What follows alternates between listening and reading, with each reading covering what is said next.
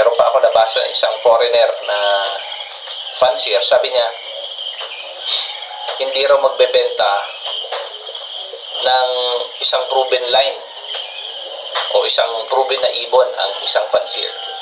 At in most cases, ang binibenta lang daw ng mga kalapatids ay yung kanilang mga class A, class B o even yung kanilang mga basura na ibon. Magandang umaga po sa atin lahat. Until now, meron pa ring mga katanungan doon sa naging desisyon natin noon tungkol sa pag-out natin ng ating mga alagang ibon. But anyways, andito ako ngayon sa loft. Bago ko sagutin yung tinanong ko rin na napakagandang katanungan, bakit ako nag-out sa pag-iibon, and especially bakit ko binenta lahat yung aking mga magaganda at mga producer na kalapati. Yan. So we decided na bumalik dito sa loft, bumalik dito sa aming tahanan sa San Felipe para mamuhay uli ng buhay bukid, at the same time ay maalagaan din yung mga ibon namin, yung mga ibon natin. Yan. So good news para sa akin and good news din para sa mga kaibigan natin na mga may pasingsing, mga nagtitiwala sa atin na gustong kumuha ng ating mga alagang ibon. Now going back dun sa tanong kanina, bakit si Kuya Ranz ay nag-out, nag-stop, at lalong higit bakit ko i-share sa inyo yung aking mga alagang ibon, yung mga producer natin at that. Yun yung iniintay siguro ng karamihan sa inyo kasi marami ang nagdududa. O maraming mga tanong, ano? Nakikita ko yung mga hindi lang sa akin, yung mga nakikita kong comments o yung mga pag-iisip ng mga tao na meron pa ako nabasa ng isang foreigner na fancier. Sabi niya, hindi raw magbebenta ng isang proven line o isang proven na ibon ang isang fancier. At in most cases, ang binebenta lang daw ng mga kalapatids ay yung kanilang mga class A, class B o even yung kanilang mga basura na ibon. Ayan. Ako po kasi ay by nature, hindi po ako box mag-isip. Hindi po ako katulad ng ibang mga kalapatid o ibang tao na mag-isip. I always go against the norm. Yun po yung aking pamantayan sa buhay. Hindi po ako nangungopya as much as possible. I benchmark but hindi po ako nangungopya ng aking pamantayan sa buhay. Yun po yung katangian po ni Kuya Ranz. Hindi ko po kailangang gayahin yung aking mga katabi o i-please yung aking mga kasama para lang po maging masaya. Yan.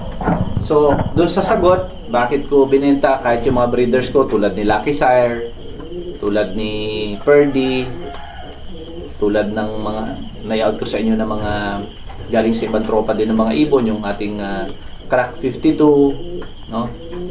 Si Vega, at marami pang iba ng mga breeders na mismo na alaga ko na nag-produce sa akin. First overall, double overall champions na, multiple pooling winner. Bakit ko pa sila in-out? Proven na sila. Bakit pa ako bakit ko pa binitiwan ang mga ibon? Pwede ko nang pakinabangan. Sa totoo lang, yung mga ibon na yon, kung kinip ko dito, kikita ako kung gusto ko talagang ibenta yung mga anak nila. Sa totoo lang. Sabi nga, ang presyo ng ibon ngayon depende na sa fancier. Pero iba yung aking tinahak na direksyon. Instead na gawin ko yung mga bagay na yon, ay ibinenta ko mismo yung mga proven na ibon, yung mga magulang ng ibon. Ang sagot po ay ganito. I have at least 3 answers to that question. Unang-una po, legitimate po, nung ako po'y nagbenta ng mga ibon, ay yung sitwasyon natin talaga nun ay mahirap. Mahirap para sa amin. Unang-una, tricycle ang gamit ko. Napakahirap po sa amin na uuwi dito para alagaan yung mga ibon. Napakahirap kasi prone to accident po yung aming sasakyan. 2 beses po kaming nabangga yung aming tricycle, and fortunately ay gas-gas lang po yung inabot namin. O yung sasakyan, inabot nagas-gas lang. Hindi naman kami napaano. So, isang reason po yun bakit napaisip na ako na na-out sila. Kasi hindi ko talaga sila maalagaan araw-araw on a daily basis. So, actually, lahat sana sila ay i-out ko noon. Lahat sana sila ay i-out ko noon. Pero yun na nga, dahil sa pag-uusap namin ng aking kabiyak, sinabi niya sa akin na wag mo naman i-out lahat para magtira ka rin ng mga alagaan. So, ikalawang sagot po bakit in-out ko ang mga ibon. It's because po, gusto ko na makita rin ang performance ng mga ibon sa mga loft. Yung mga nakakuha sa akin.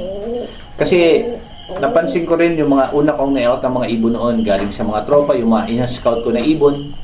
Akong pumili, binili ko, tapos in-out ko sa mga tropa o mga nagtiwalang kalapatid.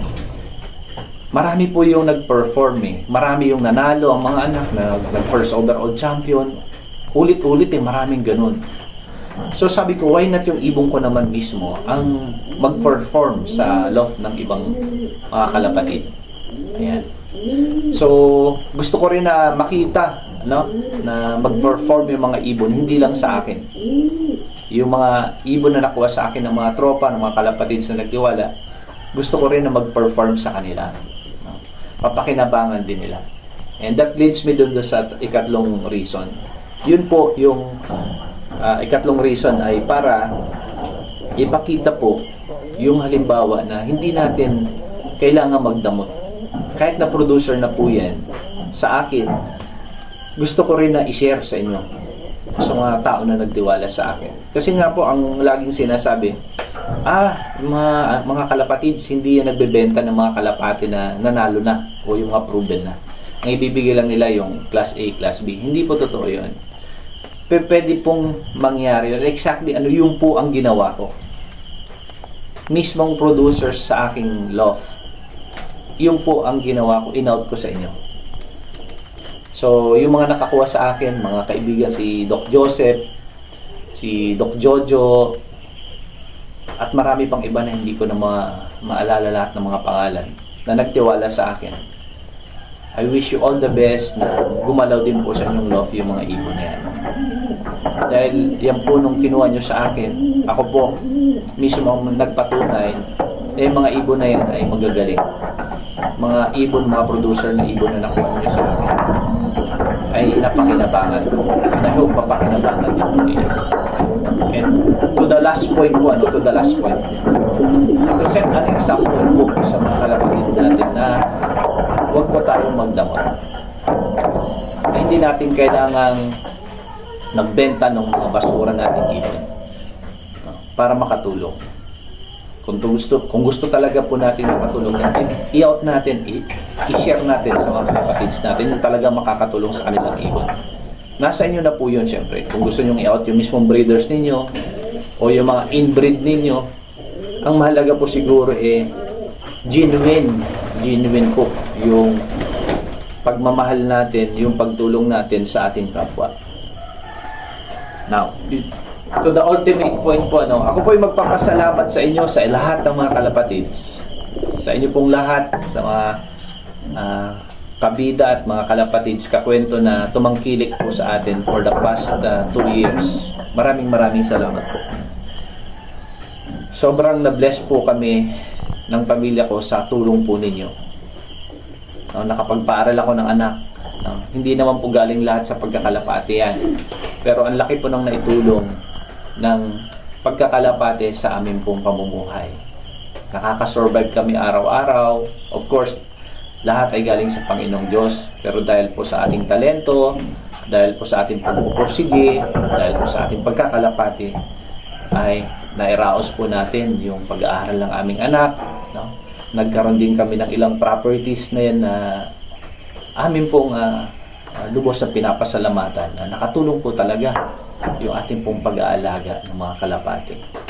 So, inspiration para sa mga kalapatids, sa mga kalapatids na gustong mag-alaga ng kalapati. Ito lang po yung payo ni Kuya Ran sa inyo. Huwag po kayo mag-aalaga ng kalapati para sa pera. Mag-alaga po tayo ng kalapati dahil gusto nating mag-alaga ng kalapati. Dahil sa kalapati, masaya. Dahil sa kalapati, may excitement. Dahil sa Kalapate, maraming kaibigan. Yan. So, darating po yung blessing na inihintay natin. Darating lang po yan. Kusa lang darating yan. Ang kailangan po natin ay maging tapat sa ating mga kaibigan, sa ating mga kakilala, sa ating mga kalapatid, both sa Facebook o sa social media, at sa ating mga kapitbahay na mga nagkakalapati sa ating mga kaibigan, mga kasama sa club. Maging tapat lang po tayo. Ibigay lang po natin yung genuine na pagkatao at pagmamahal natin sa ating kapwa. And I tell you, darating po yung blessing. Tulad po ng nangyayari sa amin. Maraming salamat po sa inyong lahat. Sa mga nagtitiwala kay Kuya Rans, maraming pong salamat. God bless everyone. Happy flying.